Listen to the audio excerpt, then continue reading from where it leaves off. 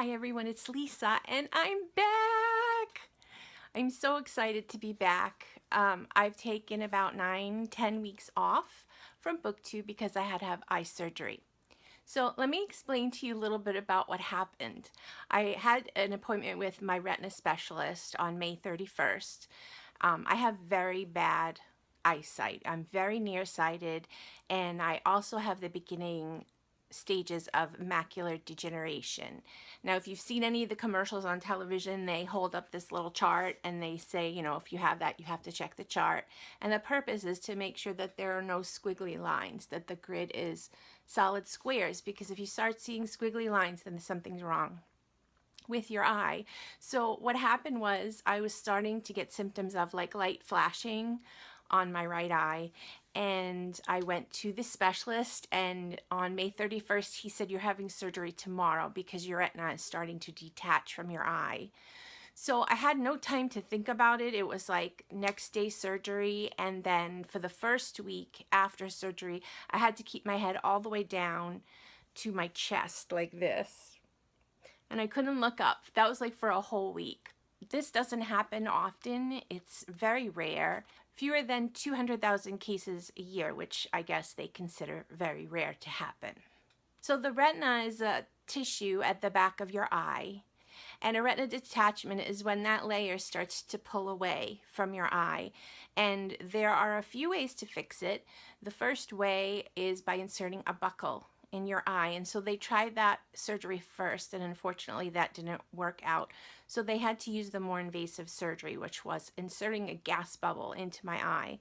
So for weeks and weeks I couldn't see out of my eye at all, and it was really scary, especially as a reader.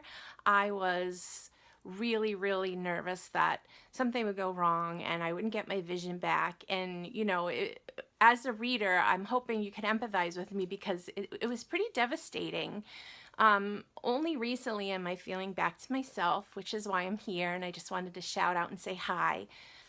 So I still have the gas bubble in my right eye, and because my eyes are so bad, I cannot drive. So basically stuck home for the summer, and you think that I would spend that time reading, but I've really tried not to strain my eye too much because that could have caused more damage. So in June, which was June 1st, I had my surgery. So for the month of June, I read 3 books, and I'm not going to go over them. If you're friends with me on Goodreads, you can go see what I did read. But in July, I managed to read 6 books. 2 of them were nonfiction. But I'm proud of that. I'm proud that I was able to do that. A couple of the books that stood out for me last month was Lifeboat. Do I have that book? Yes. The Lifeboat by Charlotte Rogan, and I really enjoyed this. It was a little dark. If you can picture the Titanic kind of movie, the boat sinks, and then some people are in the lifeboats. How do you handle that? It was just really interesting, and I enjoyed it. So this is going to go in my little free library today because I think someone else should read it, and I'm not too attached to it to keep it, but I did enjoy it. Another honorable mention was The Library at Mount Char. Was probably one of the weirdest books I ever read, and I read it on my e-reader, and it was so very strange, but that's what I love. So if it's an out-of-the-box book, I say it a lot, I'm really gonna love that book. And it was that. It was just so good and so weird, and I had no idea where it was going, what we were doing with the story, but it was really fun, and I enjoyed that book very much. A couple of other nonfiction books I read. My kids are reading, you know, doing their summer reading, so I've been hopping on their bandwagon and checking out the books that they have to read for summer. One of the books was called Verbal Judo, and it actually really empowered me in a certain way.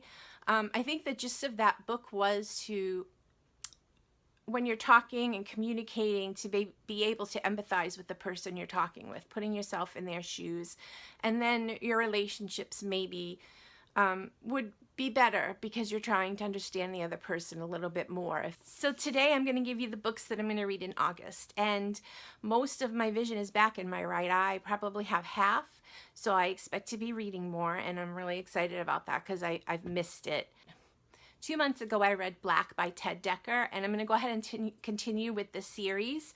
So I'm reading Red this month, and I have a copy of that. And it's the next book in that series, which I absolutely love. It's a reread for me, but I'm excited about it. I enjoy it very much. This has been on my to-be-read pile for a while, and I just decided I'm fitting it in this month no matter what. So it's Homegoing by Yasi, and excited to read this one too for this month. And then the last one is Hunted by Megan Spooner. And I won this in a contest by that bookie. She also made this lovely bookmark, and I have her candle back on the bookshelf there that I absolutely love. It smells so good. I don't want to use it. So I'll go ahead and put her information there on the bottom. Oh, I forgot one other thing that I did last month. I read a book by Sarah Dessen called Lock and Key. And Julie from Pages and Pens has started this thing where it's going to be like a traveling book. She'll pick 4 people and start with one, and they'll physically have the copy of the book and then write in it, which was really hard at first. But once I got into it, I'm like, oh, I love this. I love highlighting, you know, my favorite quotes and this and that. So it was almost freeing in a way. But I was able to read that last month. And I think right now the book is on its 4th person and then will be sent back to Julie. So I'm really excited to see how that ends up. And if you'd like to participate, I'm going to go ahead and link Julie's channel below, because it really was so much fun to have the physical book and write in it and know that someone else is going to be reading your comments in the book. Great idea. I absolutely love it. I put myself on the list again for another time. So thank you for listening to my sob story, my pity story. And I am now going to be back and start making more videos for you when I can. I'm still letting my eye heal. It's still not quite there, but I'm hoping to start, you know, work in September. So I need for it to get better. So thank you for watching, and I hope to really see you soon.